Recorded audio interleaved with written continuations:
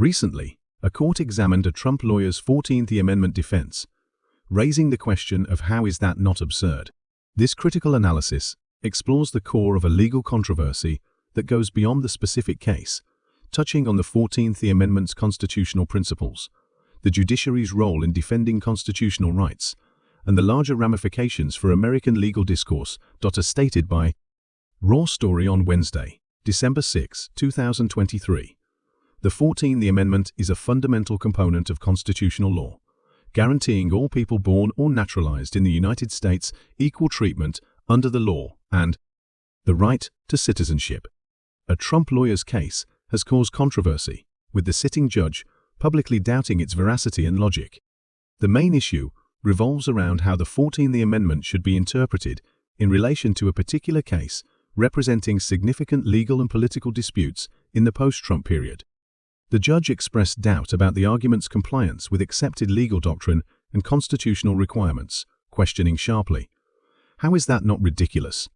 Academics and professionals in the field of law have commented on the current courtroom drama, analyzing the subtleties of the 14th Amendment and the ramifications of the lawyer's position.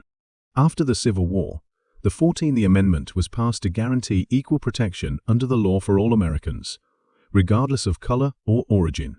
Its use has evolved, becoming a safeguard against discriminatory actions and a benchmark in civil rights court cases. The judge's challenge to the Trump attorney's position underscores the judiciary's function as a defender of constitutional principles. The 14th Amendment, praised as a shining example of advancement in American jurisprudence, significantly influences legal judgments nationwide.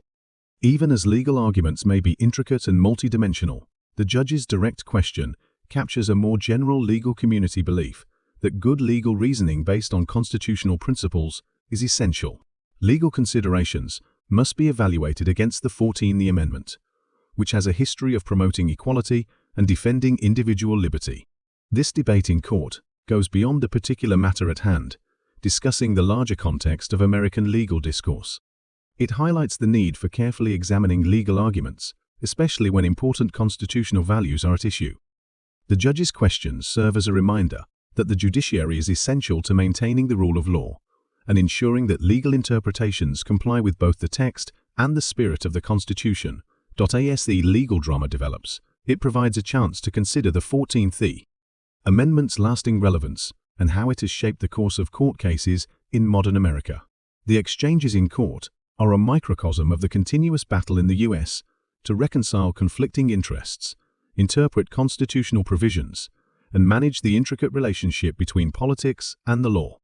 During oral arguments in a crucial Colorado lawsuit that might prevent Donald Trump from being on the state ballots, Scott Gessler, the former president's attorney, was again subjected to a flurry of questions. The resolution of this dispute may impact whether or not Trump's name is included on the state ballot. Gessler was questioned by a Colorado Supreme Court judge who cast doubt on the veracity of his claim that the Constitution's drafters would have allowed an insurrectionist to be the head of state.